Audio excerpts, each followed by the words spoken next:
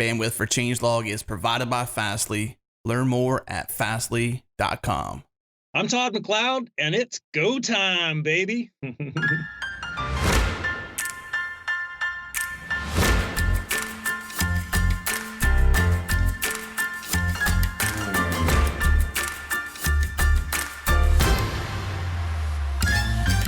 It's Go Time, a weekly podcast where we discuss interesting topics around the Go programming language, the community, and everything in between.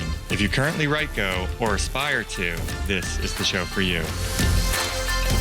Okay, we're back. Today we have guest Todd McLeod joining us, and we'll be talking about a lot of exciting events in the Go community. So why don't we start off with you introducing yourself, Todd? Tell us who you are and kind of what you've been doing in the Go community. Yeah, great. I'm really glad to be here and super excited to share my experience with Go and some of the things I've learned about Go. I am a tenured faculty at Fresno City College in CIT, and I'm also adjunct faculty at California State University, Fresno in computer science, which is a bit of surprise because I didn't know that this is where my career was going to end up, because I studied economics and I studied business. I got my MBA, and then I was hired by the college to teach accounting, started for them in 2000. And I had a real knack for computers. So in 2001, they moved me over into the tech side, doing some basic computer stuff, HTML, CSS, Cold Fusion. And then slowly it just kind of evolved into more and more coding. And I really love to code. I like the creative process behind it. You know, I feel like I have an artist's soul, and being able to create things, bringing together the left mind and the right mind, the engineering, the science, you know, the precision of programming, but also being able to build something. I love that. And so in 2013, my job duties had shifted at the university and the college in 2005, and I was put in charge of online education. And I basically started this institute to teach all of the college and university professors in Central California how to teach online, because I've been teaching online since 1997. I really embraced the web early. And so from 2005 to 2013, I did no programming, right? Like I was in the programming game and then I was out of it, like cold out of it. My job was an entirely different description. And then that kind of wound down in 2013. And they're like, well, do you want to jump back into coding? I was like, yeah, okay. So what server-side language should I use now? And do people still use Dreamweaver? And my colleague just shook her head. She's like, oh God, you got a lot to learn. And so I started looking around at different server-side languages, you know, like, hey, JSP, ASP, dang, we can't use Cold Fusion. I knew that one. PHP, right? Or do we want to go with Ruby or Node or Python? And then I had this student who I trained back in the early 2000s who'd become an awesome JavaScript engineer. Aaron Roberson, shout out to you. Shout out to Nike, right? He's up at Nike now, one of their engineers. And Aaron was like, dude, you got to check out Go. And I was like, Go? What's Go? He's like, Go is like the Zen perfection of programming. I'm like, okay, I'm interested. Tell me more about Go. And he's like, it was built by the masters. I'm like, what do you mean? He's like, Google built Go. They hired the heaviest hitters in the industry, and they put some of the greatest minds to work. I'm like, who are the greatest minds? Rob Pike, Robert Gressmer, and I'm totally speaking Ken Thompson, the same people who created the C programming language, Unix, UTF-8. They created a language because Google, all the languages in the world, weren't making Google happy. And so Google said, let's build a new language. And so they hired these guys who helped create C, helped create Unix, helped create UTF-8, and they created this new language, Go. And you got to check that out. It's built to do what Google does, right? And so when I heard that, I was like, okay, you totally got my interest, right? The credentials sold me alone. And so I just started like really having to level my skill set up. And it's just like late nights, 2013. Is this too much? Do you guys want me to keep rambling? No, ramble on. This is my intro, right? But 2013, late nights, Pluralsight, lynda.com, Udacity. I went through this crazy course on Udacity, Introduction to Computer Science. It's one of the hardest courses I've ever taken in my life. It started out, the first couple of videos, they're all on YouTube. And it's like there was like 65,000 views on the first modules of videos. When I got to like module 7, I was getting into videos that were like 12 views, 13 views. It's like 65,000 people started this course, and we're down to 12 people who've made it this far. And at the end of the course in Python, we rebuilt the algorithm that Larry Page used to create Google. So the basic sort of crawler to index everything and parse all the HTML. So it was a crazy intense course. Taught myself Python online, taught myself Java, and then started picking up Go. Got some grant money, put some programs together. In 2015. So 2014 December, that's when I started learning Go. And then in 2015, literally 2.5 weeks later, I was teaching it at the university the first time through. And it was like kind of a laboratory project where all of the students and myself are trying to figure out, how do we do web dev with this language? And then in 2015 in the summer, awesome experience, this incredible grant, strong workforce development grant, gave us $100,000, crazy amount of money, to put together a boot camp to train people how to do web dev. And so we took that $100,000 and I hired all of the people that I wanted to learn from. And we flew them in. And for 4 weeks, Caleb Doxey kicked my butt, right? And Caleb, I have so much appreciation because he was a merciless teacher.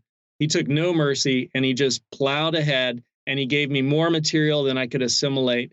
And he really gave an incredible foundation for myself and everybody in our region who is interested in web dev, how to do web dev with Go. So Caleb really broke some incredible trail. And then we took all of that, which we learned from Caleb, and we've just been teaching it, California State University, Fresno, and Fresno City College. And it's been an incredible experience just to be involved. I love the language. I love the fact, to me, it's a programmer's language, right? Like, this isn't a Mickey Mouse language. This is for people who really know how to program. And you have to understand what's going on at all levels. Like, if you're doing web dev with Go, you have to know the HTTP protocol. You have to know RFC 7230 and the IETF. You have to know that every, bunch of text that's going back between the client and the server, it's formatted in a certain way. And you've got your start line, and then you have your headers, and then you have your body, and you have to know the syntax of the status line and the request line, and be able to parse that and put together your own serve mux. And what is a serve mux? First time I heard serve mux, I thought, man, are we talking about a dog here? What's a serve mux? And but that's basically just another name for server or router. And once you understand all that, using the net package, you can start to put together your own server and do all of your own routing without even having to rely upon what's available to you in the net HTTP package. But when you could do that, you understand the net HTTP package. So I think Go's amazing. For web dev, it's my first choice. I love it because of the performance. Another interesting anecdote, just to finish the ramble, is when I first started learning Go, there weren't a lot of materials out there for web dev, but Go was really big quickly in China because Go scales incredibly. I mean, Go does what Google does. And so one of the books that I started reading was a book written, I think the guy's name was Ass Taxi, and he wrote that book in Chinese, and then it got translated to English. So I was trying to learn Go web dev in a book that was basically Chinglish. I don't know if you know Chinglish. You could Google it. But so it's been a fun experience, at times exhausting. Like last night, I was up till, I saw Bill Kennedy tweet at 3:30 my time. So he was just getting up 6:30 East Coast time. I was like, all right, Bill, talk to you in a couple of hours, because it's just like, I don't know. I've got a bit of that obsessive, intense, passionate focus, like the artist soul. I get into something, I just love to get into it. And I'm putting together this training now to do web dev with Go, taking everything that Caleb taught all of us and everything we've learned through teaching it. I think we've done it 7 sections now at the university and college. So everything we've learned teaching at the university and college to graduate students in computer science who get it really quick and are super fast, super sharp, and want to know even more, to first year community college students who for whatever reason didn't make it into the 4-year university and are just getting going with academia and studying and all that. And so, refining what we learned from Caleb and having taught it in these different environments, we put together this really good, approachable And that's the key word, approachable code pathway for learning web dev with Go. Because I think for a language to be successful, and I really want Go to be successful because I don't want to have to go learn another language, but for a language to be successful, you have to make it practical. Like, hey, this has to get something done. It has to be really applicable. And it has to have, like if you study it as a student, you could go out and you could get a job, but it also has to be approachable. So I think one of the next big things that I'd love to see for the language is like a Tony Gaddis style book. And Tony Gaddis is a famous programming textbook author in academia who's done some, really popular books on Java and C and stuff like that. So I'd love to see a Tony Gaddis style book, because I think another one of the things is like when you start teaching it at the college and the university, people learn that and then they go out in the workplace and they want to use it. It's really hard when you're already in industry and you got your day job to then like work all day. And, if you're passionate, you want to just keep working around the clock on whatever you're doing. It's really hard to like, hey, I know Ruby and I could get this knocked out in 6 weeks on Ruby, or I could take a year and a half or 9 months and learn this new language and try to do it in that.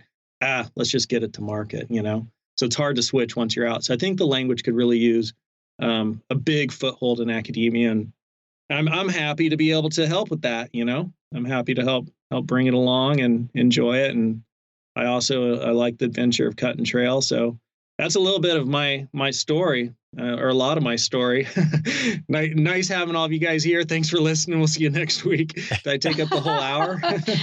Good job, Todd. With that said, bye, everybody. Yeah, well, why don't we take a moment to introduce the rest of our show? This is Brian Kettleson. I'm sitting in for Eric St. Martin today, who's in an airport listening live. Hi, Eric. We miss you. And we've got Bill Kennedy in today. Hey, everybody. And Carlicia Pinto. Hello. Is joining us as usual. And we're all excited to be here. Funny story. And I love having Bill on the conversation with us, because I was like, I got to learn Go. I've been charged by my community to help shepherd young minds into programming, and I don't have a solid enough grasp on this language. So I went up and I took Bill's training. At the time, it was called Hardcore Go. Now it's Ultimate Go. I took Bill's training and I told Bill what was going on, and Bill just cracked up. He's like, wow, this is the craziest story I've ever heard. But Bill is great. So I'm really excited to have you on the call here, Bill, or the podcast, and really appreciated Bill's training, great training, and how much Bill's helped me out to educate me so that I could then go educate other people. He's been a really wonderful mentor and helping teach me and helping grow the community. So cool to have you here, Bill.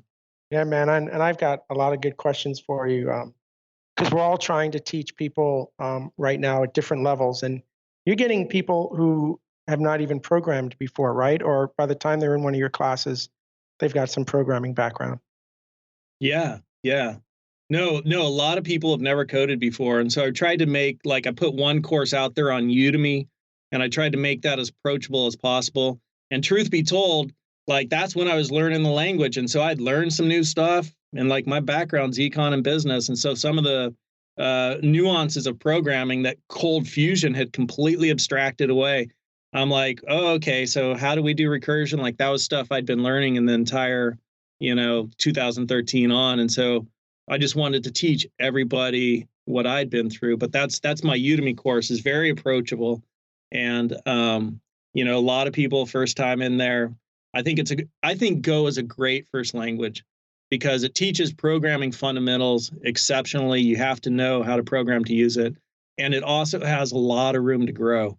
So it's not like some Mickey Mouse thing. Not that, Mickey Mouse is wonderful, but it's just a saying. My son loves Mickey Mouse. But it's not like some Mickey Mouse language where you're going to hit a wall and you can't do any more with it. Or, you're not actually learning what's happening. It's more low level. So. And I love those Udemy videos that you've been doing. I catch them every once in a while. And what's amazing to me, and I'm really interested how you got into this, you'll talk and teach, and then suddenly you just start writing everything that you're doing, and you're jumping around, and then you're writing more. And then I'm always curious what happens to all these incredible notes that you're putting together. Oh, writing? What kind of writing? What do you mean? You'll say something and in the video? Yeah, in the videos, you're like writing a whole document. By the time you're done with the video, you got like 3 pages of notes written down. Oh, I've seen that in a few videos. It's really interesting. I can't. That's the thing, man. I'm not quite sure where I'm doing that, but I'm glad it's cool. I'm glad you like it. I have a big writer in me. For a long time, my hobby in the evenings before I had kids was just to write fiction. So I've written like 40 novels. That blows me away.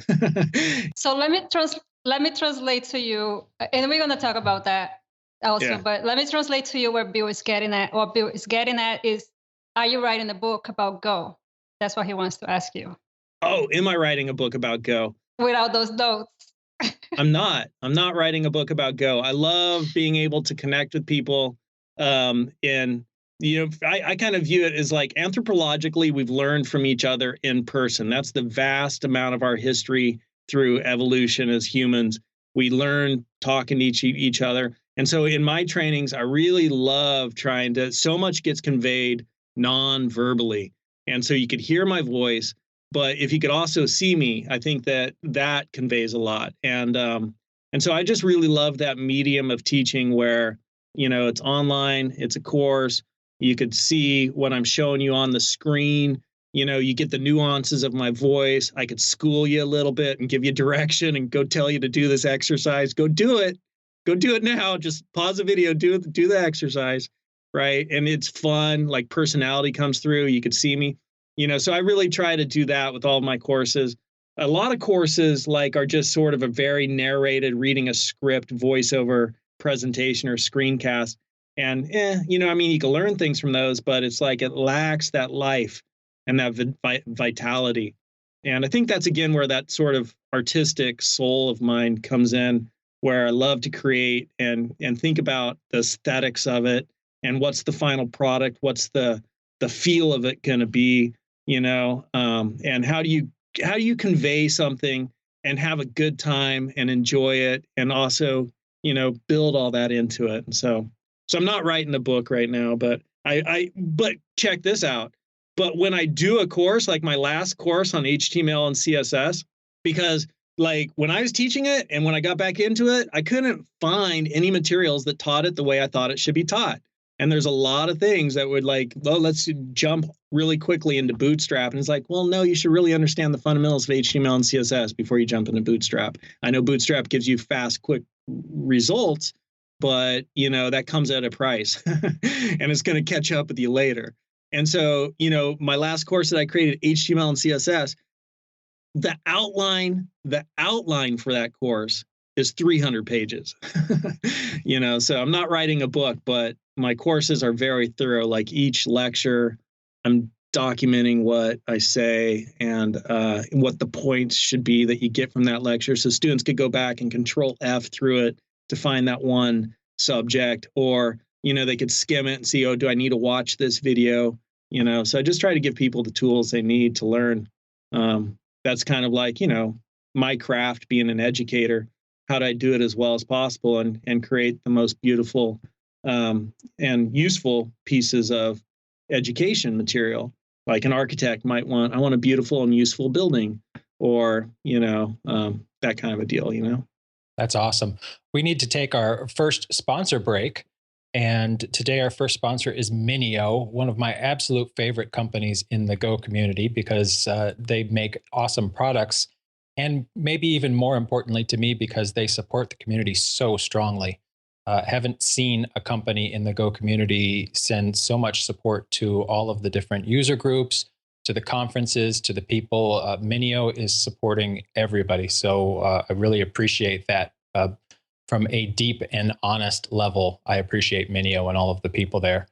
They're building a system that is S3 compatible storage, which means you can interact with it from your application just like you would any other AWS object storage service.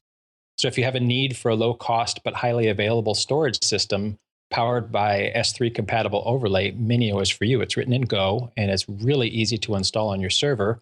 The awesome thing that just happened yesterday, if I remember right, seeing in their Twitter feed, they released a beta of their distributed file system. So go out to minio.io Minio.io, I think. Is it Minio? I better double check. Where is it? Yeah, Minio.io. And check that out. You can do get inputs just using any AWS S3 client, or you can use theirs, which has a few extra features. It also supports Redis, Elasticsearch, Postgres, just like a regular database, Kafka, AMQP, and NATS. Really amazing system. And Minio plus Kubernetes together allows you to build a really big multi-tenant cloud storage environment. In the Kubernetes classes that I teach, I recommend Minio for them for using object storage. So I have a lot of love for Minio and a lot of love for the company. So they are our first sponsor today. So Todd, you said that you don't like the idea of bootstrapping because you quickly reach a point where you don't know what you're doing because you don't have the foundation. Or maybe I'm interpreting more than what you said here. But I think that also has to do with what you said about Go being a real language. But I wanted to hear from you what you mean when you say that Go is a real language. What does that mean to you? Yeah, I really believe, in minimalism and stripping things down and keeping everything as light as possible. And that, every line of code, you should know what it's doing and you should not have any extraneous code. I mean, if it's there and you're not using it, why is it there? And that's actually, one of the design practices, idioms of Go is you can't have a variable if you're not going to use it. That's an error, right? And I love that about Go. And it's similar for me in everything I approach, like in my house. It's like, I don't want to have stuff around if I'm not using it. Pass it on, donate it, let somebody else use it. And it's like with HTML and CSS, like I'm not a fan of frameworks and libraries. Like, yeah, they get a lot of things done for you quickly. And if you understand the fundamentals, HTML, CSS, JavaScript enough to be able to go in and know what they're doing and tweak them and adjust them when you need to do that, fantastic. Use them all day, right? Because it's a tool and there's a place where you can apply it. But if you just learn Bootstrap, if you just learn jQuery, and if you do that at the expense of learning HTML and CSS or at the expense of learning JavaScript, and I think you've really missed, I strongly, firmly believe you've really missed a super important layer in your foundation, your educational foundation, to be competent and skilled developing applications on the web. And so, if you look at like metrics, and I'm really into building websites now, and we're putting together a website ourselves, which I'm very excited about. And performance is so key. It's such a key metric. When you look at studies on performance, like Amazon lowers, their time by 100 milliseconds and sales go up like 1%. It's like, whoa, people are super sensitive. But, performance is really key. So the average size of a web page today, 2,200 to 2,400 kilobytes, right? And the site we're building right now is 400 to 600 each page kilobytes. And so we're like 1/10, 1/6 the size of average sites. How do we do that? We don't have any jQuery. We don't have Bootstrap. And like when we want to put an image onto the page, we're not using Font Awesome, because if you download Font Awesome, that's 100 kilobytes. That's 1/24 of your budget, your size budget for that page if you're trying to hit normal sizes today. Instead, we extract SVGs, run them through Illustrator, get that SVG, and then stick that code in, right? And then it costs us maybe 7 kilobytes or 5 kilobytes on that page for those images. And so just keeping things lean and having complete control over your code base and a thorough understanding of your code base, to me, that's what it means to be a craftsperson. This is very much a craft. It's the craft of building software. And just like somebody who, if they were a woodworker, like they would know all the tools in the wood shop, and they would know the different characteristics of the different materials they work with. And when you first come into a craftsperson's workspace, like a woodworker's workspace, you might be like, holy cow, there's a lot to know about this craft. There's like 100 different lathes, or all these different, little chisels and files, and where would you use each one and why, and which material would you choose for which situation. But after time, you become that craftsperson, you have that intimate knowledge of all of your tools and all of your materials, then you could really start to build, beautiful, well-built, performant applications. And so that's my approach, is just to do things well. And, when I looked at server-side languages, like different languages approach things in different ways, but Go seemed to me to be, the one that was like the most Zen. So I guess just coming back to that word Zen, and the one that is the most fundamental. And, you're working down at a low level and you understand everything that's going on. You're actually getting that request and parsing that text, and you can build your own servmux if you want. A lot of that is abstracted away for you if you use the net HTTP package in the standard library, but you could grapple it. You could wrap your head around it, and you could see what's happening there. And so I don't know if that answered your question, Carlicia, but being a programmer's language, and I don't have the depth of experience with like Ruby. Like I never did any Ruby, but from what I've heard of Ruby, it's like there's a lot of magic. And also from what I saw of Python and Django, it's like, hey, put in a couple of lines of code and kapow, 15 minutes, we have an entire CRUD application. And it's like, yeah, but just what happened there?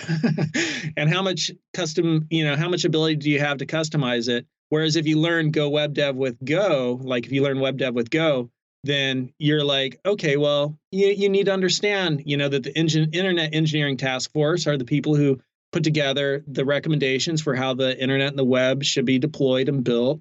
And they have these requests for comments. And there's been a variety of requests for comments, this entire history of, how the web's been built. And, the 7230s up in there, those are the current ones. And then here are the specs, and, and this is what happens. And you could take that text that's coming in and you could work with it and, pull out the pieces, you can pull out the method, and you can pull out the route and make decisions based upon that, do a little conditional logic.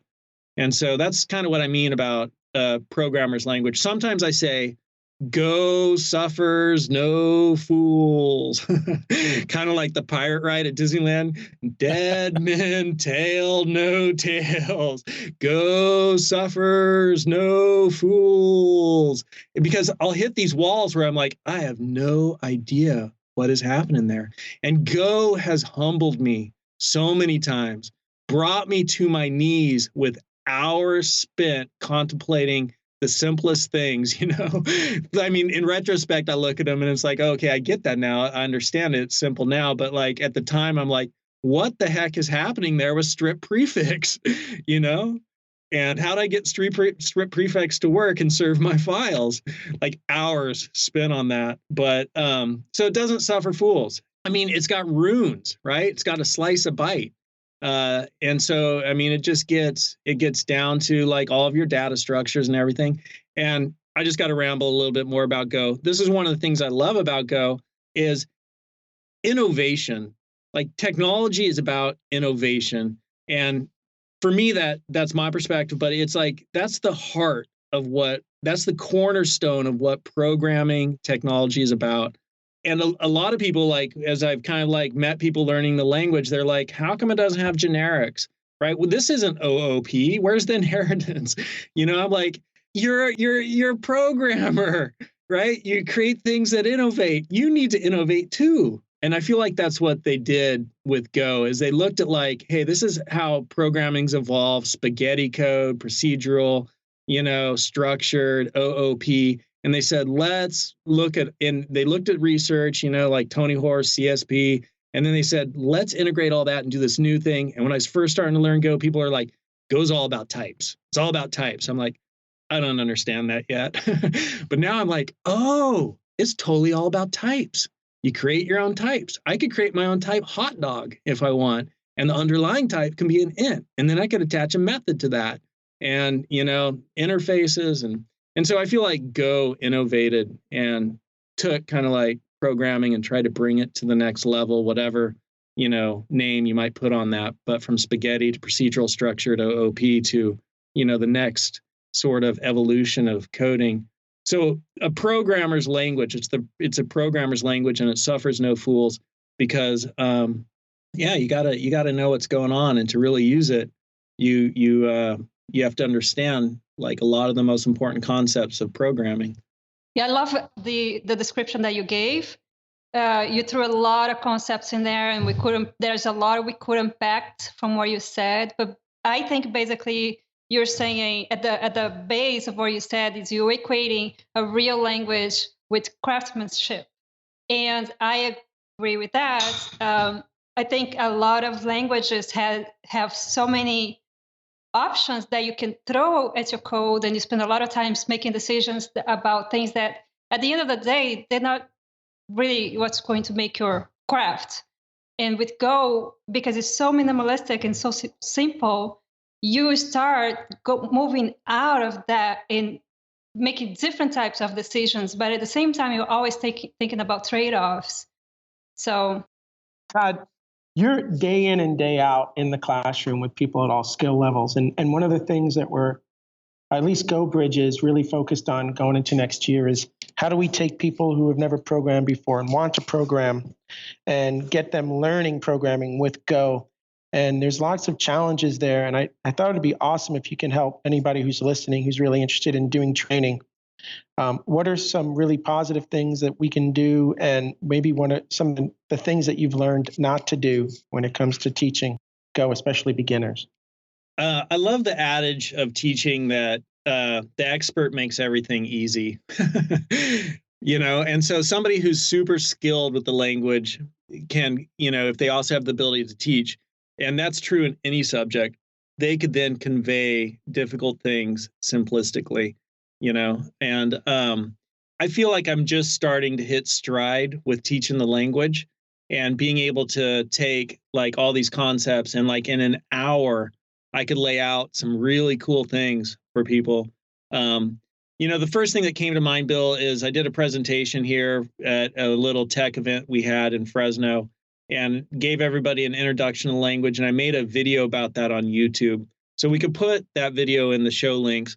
But it's just if there's people out there who are interested in Go, you're wanting to start to learn Go, you can check out that video on my YouTube channel. And in like 45 minutes, it lays out, how you declare your variables and different ways you use the variables, and lays out all the basics, gets you up through, declaring types, structs, aggregate data type that holds, different types of data together in one data type, and methods and interfaces and polymorphism. And so that's all like in 40 minutes. In terms of teaching people, okay, GoBridge, we want to reach out to people, disadvantaged populations, also, and people who've had no experience with computers, or maybe, didn't grow up with a lot of access to computers. I think that the next thing that comes to mind is reach them when they're young, if you can. There's research out there that shows there's a break point psychologically at age 13 and then again at age 25, where it becomes, after those break points, it becomes harder and harder to learn a language. And that's just any language, linguistics. Well, let me interrupt you real quick. Because this is kind of what I'm looking for. So Natalie, who lives in Berlin, has been giving classes to beginners. Yeah. And one of the things that she's noticed, and these are the kind of the things that we as people who want to educate won't learn until we get into the classroom. One of the things she's noticed, which I thought was fascinating, is that people who are just starting out programming will not ask questions. She's got to almost directly ask that person directly, ask me a question before they will. Yeah. Are you finding those types of things, and how are you dealing with those? Like, how can somebody who wants to get into the space, what are they going to experience, and how have you gotten around those types of issues? No, I think that's a really key point to teaching anything. But a lot of people have difficulty asking questions. And so that I think is just something that teachers need to be informed about, that you really need to encourage your students. Hey, ask questions, right? That's your job as a student. If you knew everything, you'd be the teacher, but you don't. So you're the student. And once you know everything, you could be the teacher if you want to be. And the way you learn everything is asking questions. I remember when I was in grad school, I would ask questions. I'd ask questions. And professors would be like, okay, come see me in the office hour because you're the only one with questions. And then after class, people would be like, thank you so much for asking those questions. I don't get it either. I'm like, why weren't you asking questions then? So it is hard for people to ask questions. And I think just creating, like bringing that human element and connecting with your students and creating that atmosphere where they feel comfortable, and where it's fine to not get it, right? Like, there's a saying that I came up with one time. The more I admit I don't know, the higher I go. The higher I go, the harder it becomes to admit I don't know.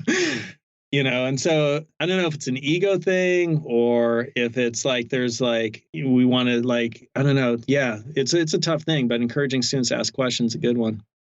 I think that there's definitely a social factor in people not wanting to admit that there are things that they don't know. And I think it changes in different cultures too. So it's a lot stronger in the American culture from what I've seen. And there are definitely other cultures where people have a different approach to what they know and what they don't know.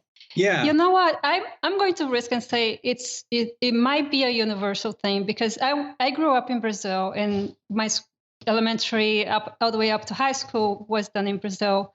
And I was like Todd, I was the one asking the questions all the time, sometimes up to a point of being a pain in the butt. Yeah. And 90% of the class was asking questions. It was always like this. I lived in different cities. It was always like this. Yeah. So it might be normal. Like most people won't ask questions.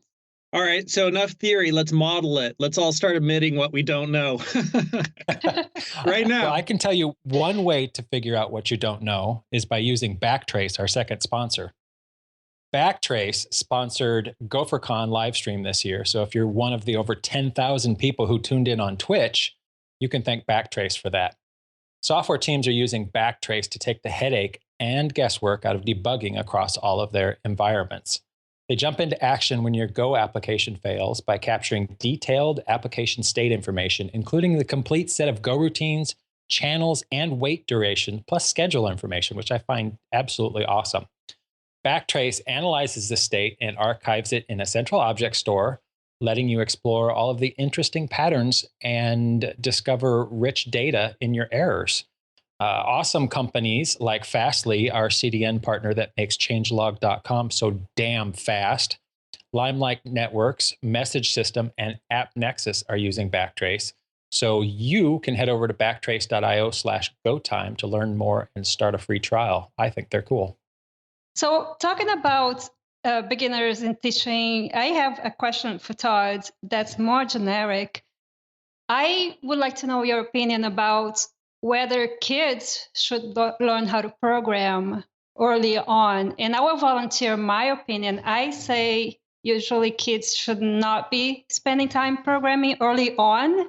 Maybe like when they're early teens, they could start learning. Because I think kids should invest time in learning, especially how to write. Because there is so much reasoning and logic that goes into writing. And programming is so much about reasoning and logic.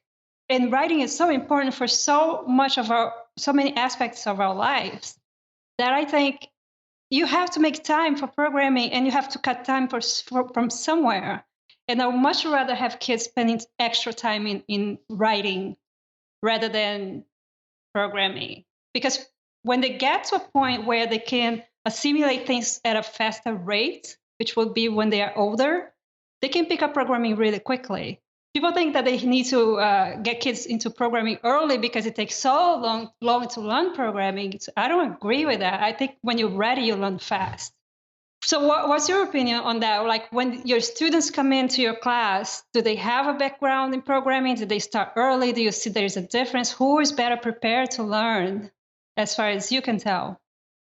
So the students that I've seen that started programming really young, they did that because they had a passion for it. I haven't seen any like tiger parents who are like, I'm going to make my kid program. He's going to be the next Tchaikovsky of programming. I haven't seen that in our community, but the kids who got into it because they were just passionate about it, if they got into it young, they are amazing. Like they speak that language like, it's their native tongue. And so I think it's fantastic if kids could program before 13.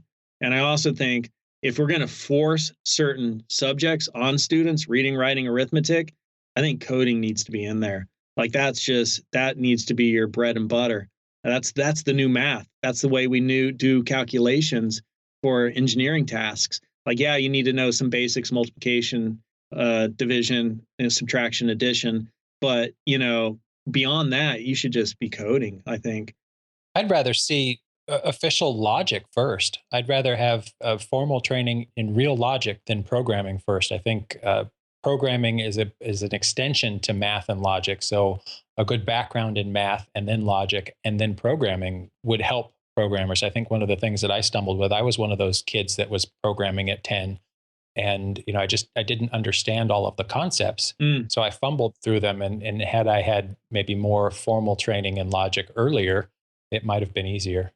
Oh, cool. And I'm always when I think about teaching beginners, I'm always focused on what is that visual aspect to it. Because I feel like if there isn't a visual aspect, it's really hard because everything's just abstracted. So how do you bring a visual aspect that is reasonable to that beginner programmer so they can really see what they're doing outside of writing the standard out? Yeah.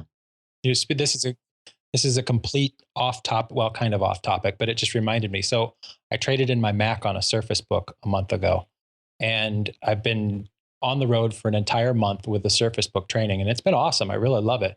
But one of the things that really stood out for me as an exceptional reason to do this is that in the middle of the class, when somebody asks me, how does Kubernetes networking work? I stop what I'm doing. I open up the sketchbook and I draw on the screen a diagram of Kubernetes network. And the first time I did it, the entire class stood up with their cell phones and took a picture of the projector. That's awesome. And I was blown away. I didn't realize just how much, the ability to draw live on the screen would make a big difference. It's just totally a random thought, but it's part of that whole visual thing. Yeah, I like that. And Todd, I live on the whiteboard in the classroom. Yeah. Do you use a whiteboard in your classroom at all? I mean, how do you do that visual piece when you're in your classroom? Yeah, totally. I use a whiteboard. It depends upon what I'm trying to convey, but it's another tool at my disposal. So when situation calls for it, I like the whiteboard. I also will. I've just started for my online courses. Instead of trying to Photoshop something out and make a diagram, I just get a blank white piece of page, some color pens, take a picture of it with my cell phone. Good enough. And I like that sort of like sketched out quality. It's nice. So it's kind of similar to you, Brian, where you're just sketching it out on your screen. Yeah, I find it really helps. Yeah.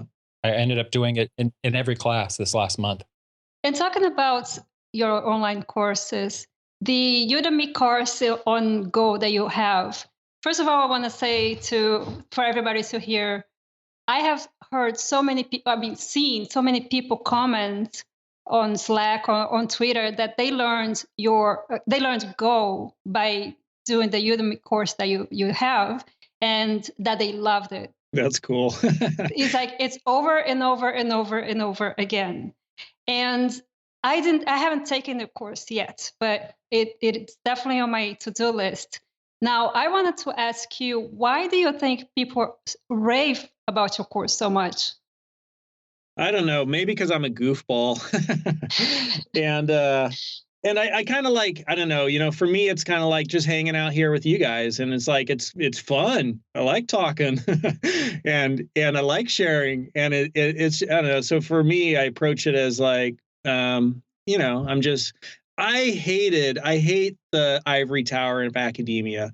And I hate that and pretension and ostentation, whatever, however you say that word. Right. But I like approachable, and I think we're all in this together, and I know some things, so let me share them with you. And I know that all of you can and have, Bill and Brian, I've learned from you guys, like we all learn from each other. So I don't know. I just approach it in that way. And that's how I approach my classes. It's just like, hey, let's have a good time and enjoy ourselves and figure this stuff out. And I think also it's the fact that I've been doing it since 1997. So almost 2 decades. And if you look at like Malcolm Gladwell's theory on outliers, it takes 10,000 hours or 4 hours a day for 10 years to become an expert at something. And I definitely know that the way I teach today is really different than the way I taught when I started out. So I think it's a skill, like anything too, like knowing sort of how to present material and how to do oratory, oration, public speaking in a way that's captivating and compelling, like changing pacing, changing the volume, which I've just done here to demonstrate it, and then speeding it up like all of that as humans, like we are designed to notice that which changes. And so if you could keep stimulating people, they keep paying attention. And you do that in a variety of different little techniques that I don't even think about anymore unless I stop and start talking about them. But so I think that all has something to do with it. I don't know. Todd, I can also give you an answer to this because over the last 3 months, in fact, 2 days ago at the Vancouver meetup, somebody's glowing talking about your course and the video. So, and I'm seeing this more and more, and it's always this ridiculously positive, glowing experience. And I ask people what they're getting out of the video, and I think it also kind of lends into some things that Natalie was sharing with me too with her experience. I think when you're on that video teaching people, people are not threatened like you're this authority. You're able to give people that idea that you are with them in the same boat, and you're going to make mistakes, and you're going to learn with them on this video. And I think it just completely relaxes people. And Natalie's experience, she's told me in the classroom, when she's made mistakes, it has sometimes really helped the entire class kind of open up a little bit more because it's like she's not perfect, and neither are we. And I think that's a huge aspect to your videos and how you approach teaching. Oh, nice. And we should mention that Todd's giving a coupon discount code for a discount for his Udemy course, which in the code is GoTime. So for listeners, you can definitely use that. Yeah, and I also really believe in pay it forward, help the world. I only got to where I am because, tons of people helped me out along the way, right? And so if you're out there and you can, I think GoTime gives you access to my courses for $10. If you can't afford that because you're in a third world country where 10 USD is just like a month's wages or something, or you're just a student and you're eating top ramen, like just send me a note on Twitter and I'll give you free access. So don't even think twice about it. I love to do that. I love to help people out. And it's awesome for me just to see. I truly believe education is one of the noblest of endeavors.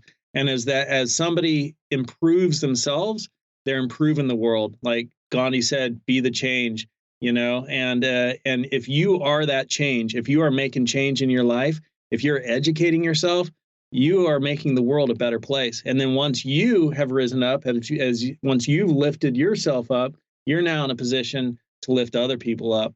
So I'm a full believer in doing what I can to help others. And if you can't afford it, just send me a note and I'll give you free access. We love that attitude. Bill and Eric and I feel the same way about the book that we wrote. And when people ask, we are always glad to help them have it without cost.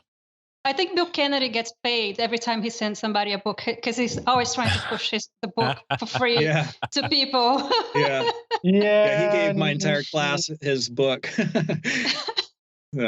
well, that generous spirit always comes back. You can never have too many friends. Actually, and the royalties to the book, Brian, that goes to Gopher Academy every year for the scholarship fund, right? Yeah, we split the royalties for the book between GoBridge and Gopher Academy. So none of us are making any money off the book anyway. They help support the scholarship fund for GopherCon. They help support all of the GoBridge activities. That's great. So let's move to interesting Go news and projects. And I'd like to start this off with something that's interesting, but not perhaps awesome. The Reddit Golang subreddit kerfluffle this week. Oh my God. Started with the CEO of Reddit deleting things and editing posts, which I find absolutely an abomination. You should never, ever change users' content. And it's horrible. And I reacted very poorly by saying that Reddit was a wretched hive of scum and villainy, the Ben Kenobi quote. And a lot of people took that poorly. I would like to publicly apologize for mischaracterizing all of Reddit for just the tiny percentage of the world that's really a wretched hive of scum and villainy. Most of the people on Reddit are really awesome, especially the Go Reddit. So this is my public apology for my gross overstatement of the issues on Reddit. I want to say something about that, which is I saw so many well thought out and kind comments on that thread. People saying, let's have temperament. Let's really think this through. Do we really want to delete the subreddit? And they had a really nice conversation. It was lovely to see. So on to more interesting news. Go 1.8 beta 1 released today. Raise your hand if you installed it. I already did. Can you see my hand? I'm installing it tonight. It is awesome. I mean, and by awesome, I mean, it didn't break anything and the compiles are a little faster and the code seems a little bit faster, but overall, awesome. Cool. I'm kind of excited about two pieces of this update. The new profiling that you can get out of the tracing tool. Mm-hmm. And I'm really interested to see how the plugin stuff ends up working and being adopted, because some of that is a little like we can get in a lot of trouble with the plugin, but it's also really interesting. I'm afraid of the plugins, honestly. One of the things that I loved about Go was that it was static and, there was no question at runtime what was going to be happening with your app. The whole idea of dynamically loading other code just opens a whole can of fear for me. I'm sure I'll get over it eventually. I wonder if you could block that from happening. Like, could you lock your code and say, hey, nothing external is going to plug into my code and run? You have to actually write code to dynamically load other plugins. So it's not going to happen automatically or by mistake. So it's not something that can happen implicitly. You have to explicitly make it happen. But it scares me a little bit, I'll be honest. I am very excited about all of the changes in the HTTP package, graceful shutdowns, context everywhere, and the DB-SQL package. Holy cow. I mean, almost every function in DB-SQL now has an equivalent that takes a context as the first parameter. So we get awesome cancellations all throughout the database package. And I don't even know what kind of speed they're taking over at the garbage collection team, but they must be living next to a meth lab, because all they do is make that damn garbage collector faster and faster and faster and faster. Kudos to them for working so hard to make garbage collection awesome. Brian, and I'm sure you had the same thought I did reading through the 1.8 notes. All I thought about was, oh my God, we have a lot of work to do to update the materials we're teaching. Right? Yeah, so much. So much. There's so many big changes. And the thing about the Go 1 compatibility guarantee is that code that you wrote for Go 1 is still going to work in 1.8. I love that. But I was actually thinking exactly the same thing this morning, or no, last night when I was reading those release notes was, God, I got a lot of material to update. Yeah. Yeah. And context, because it's being used as much as it is, I think now becomes a really important topic for all of us to start teaching and teaching effectively and making sure people aren't abusing the context as a generic bag of values and teaching cancellation, right, properly. Yeah, I teach context now in day 2 of my 3-day class. I bring it right in. You almost have to. It's so big in Go now. Yeah, I want to come sit in on your guys' classes again, get a fresh take on all the material you're teaching. I like learning from you. Really looking forward to taking Brian's online class about is it web development, the name of the class, Brian? What is it? Which one? The one that you're doing online. Well, which one? I'm doing a lot online. I've got one at the end of the month, Go for Not Beginners. What's it called? Go Beyond the Basics. But it's not necessarily web. Yeah, that one. That's the one. You better hurry up and sign up too. Last I heard, out of the 300 seats in that, there were only 20 left. And it just opened yesterday. I need to find somebody to pay for me. Well, I'm doing it again in January and February. So there'll be time to take it again. Yeah, I'm sure. I'll definitely take it though. Is that one of the classes through O'Reilly, or is that something you're doing? Yeah, no, that's an O'Reilly webinar. And I don't know how their new pricing scheme works, but I think it's open for anybody who's a Safari Online member or something like that. I don't know. Some really ridiculously lower pricing for Safari people. Oh, I think I signed up for that and haven't canceled Outlook. Yeah, check it out, because I think it makes a big difference. Thanks for letting me know. And let's see. Oh. This one could not be more exciting. When I get excited about Go packages, holy cow. So Travis Jeffrey, or Jeffrey Travis, I'm not sure which, because they both sound like first names. He's writing a Kafka implementation in Go. And I wish I had $1 for every time I said, I wish somebody would just rewrite Kafka in Go. Now somebody's doing it. It's called Jocko. It's at github.com/TravisJeffrey/Jocko. It's nearly implemented. I think there's just a few bits left. And when I was talking to him on Twitter, he said that the bits that were left were really just a weekend of work. I don't know at what quality level it's at yet. I haven't tried it yet, but I am so excited. It's completely client compatible with Kafka. And there's nothing that makes me more excited than having Kafka without having to put a JVM on a machine somewhere. So crazy excited about Kafka rewritten in Go. Jocko is the name of that. What do you do with Kafka? I mean, are you using Kafka on anything that you're building now, or is it just? I use Kafka everywhere I can. I think it's, and I probably said this on the show before, I think it's probably the most underrated technology of the last 10 years. It's such an amazing tool for data storage and streaming, and it's like Git, but for your data. It's amazing. Yeah, so I'm going to model that not knowing right here for all the other students out there, and I experience this at times when I listen to Go Time, but it's like, oh yeah, what is Kafka? I've never heard of it or never been exposed to it. So it's like GitHub but for data. Well, that's a poor way to say it, and maybe I should have said it better. Kafka is it's so difficult to describe. A distributed data store that processes streams that allows you to get to your data at different points in time. So we use Kafka frequently as the source of truth for our data, and then other systems like the databases, the queues, and whatever read from Kafka, and that propagates the data throughout the system. So Kafka is the source of truth, and everything else reads from Kafka. Distributed log. Thank you, Eric St. Martin, for jumping in and telling me it's a distributed log. So it kind of allows you to have any client be able to come in. They can say, start me at 0 and give me all of the changes in the data. And it's an amazing system. If you haven't played with Kafka yet, go check out the documentation. There's a steep kind of conceptual curve to Kafka, so you need to dedicate some time to read it. But once I did that, I just could not love technology more than I love Kafka. Hey guys, I'm in the middle of a training in Vancouver at Hootsuite, and I got to get out of here. But I really appreciate you letting me be on the show today, Todd. It was awesome to talk to you, Brian, Carlicia.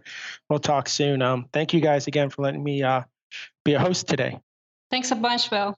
Yeah, good visiting, Bill. Take care. And tell the people at Hootsuite I don't hold it against them that they picked you instead of me. I'm not even on the radar. Take care. What? All right. So let's move on to Free Software Friday, one of my favorite segments. Every week, we try to give a shout out to an open source maintainer or a group that makes a project that you love. Sometimes not everybody has one. Sometimes we have more than one. But today I'll start off with the surprise of the year, maybe the surprise of the decade. I'm going to shout out to Microsoft and Rich Turner and the whole team at the Windows Subsystem for Linux group for replacing 3 computers on my desktop with just one. I am so excited about Windows Subsystem for Linux. I now run a Surface Book and Linux right on top of it. I don't need my Mac and my Linux and my Windows machine anymore to get all of the different jobs that I need to do. I don't even have a Mac anymore. So thank you to everybody at the WSL team for finally making 2016 the year of Linux on the desktop. You don't have a Mac? That's blasphemy. No, it's not. It's awesome. I got to tell you, it's amazing. Oh my God. There's a handful of things that I miss from my Mac, but I've got Linux, and it's right there, and it's real Linux, and it works. Nice. I mean, I get it if you didn't have the Mac before and you just had Linux, but you had the Mac all this time and you just got rid of it. Yeah, I've written a couple blog posts about this. We probably don't have time on this show to go into why I switched, but absolutely, I'm happy. All right, give me the links. Anyway, I'm going to break the rule today, and I'm not going to give a shout out to software. I'm going to instead give a shout out to all the Go Meetup organizers. So it so happened that last night I was with Eric here in San Diego because he was here for work. And I met up with him and also Gautam, who is the other Go Meetup organizer here in San Diego with me, and also Alex.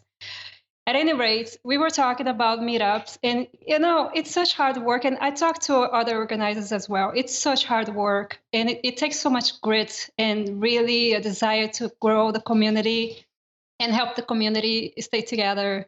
So I have a huge appreciation. I want to give a shout out to everybody. And along the same lines, also want to say that I'm going to be in the Boston area for Christmas. Go Patriots! And I would love to get together with the meetup organizers there. And I'm also going to be in San Francisco in January, and I'm hoping that the San Francisco meetup is going to happen on the week that I'm there. So meetups are awesome. Yeah, and I just would also like to chime in that if there's anything I could do for any of those meetups or any of the different groups around the world, if you want to have me as a guest speaker and you're close to Fresno, or you just want to like video conference me in to talk about Go or any of that stuff, feel free to reach out to me, Todd McLeod. Twitter is probably the easiest way to reach me, at Todd_McLeod. That link will be in the show notes too. Free Software Friday. So reflecting upon this, like what free software do I use for which, I'm appreciative. And when I started to reflect upon that question, I kind of just had this sense of amazement, because there's like so much free software which I use, and it's like I hadn't really thought about it before. And it's like I had that amazement and gratitude, like, oh my gosh, look at what humans have created. There's like so much which is out there. So many different things came to mind for me, but the big ones, which oftentimes just go unnoticed and sort of like we just sort of take them for granted. But I've mentioned like the IETF and the RFCs and like, the entire web, and godoc.org. Like, who made godoc.org? It has both the standard library and third-party packages. I use that every day. Love godoc.org, right? Or just the different packages that you could find in there that people have coded up. New 7 Hatch, Satori, Julian Schmidt, all of them in the last week. And so I just have that sense of appreciation for the amount of free sharing and giving which goes on in the world, and just taking that moment to sort of recognize it. So I thank you, Brian, for coming up with that idea for Free Software Friday, because it's a really cool experience just to sort of step back and pause and be like, holy cow, yeah, man, there are a lot of people who are doing a lot of good and just doing things to contribute to the greater commons of the world, Yeah, and by the way, GoDoc was Gary Bird, and he donated it to the Go team 2 years ago, give or take. And we all use GoDoc so often, so thank you to him specifically. Yeah. So on that note, I'd like to thank everybody. Todd, thanks for coming in. Carlissia and Bill, who's already departed, but thanks for stepping in for us today, Bill. And thanks to everybody who's listening out there. Thanks to our dedicated Slack team in the GoTime FM channel on the Gopher Slack. We couldn't have this much fun without you guys. Thank you to both Minio and Backtrace for being amazing companies and sponsors for us. We encourage you to share this show with all of your friends, and especially if they like Go, or if you're trying to kind of nudge them towards Go, we might be able to help with that. Easy way to subscribe is to head to gotime.fm, and you can subscribe to our weekly email, which should be coming shortly. You can follow us at Twitter on @GoTimeFM. And if you have something that you want to discuss on the show, or a guest you think we might want to bring on, head to github.com/GoTimeFM/ping. So on that note, thanks everybody. We really appreciate the show. This was a fun one. Yeah, great fun. Thank you. Bye.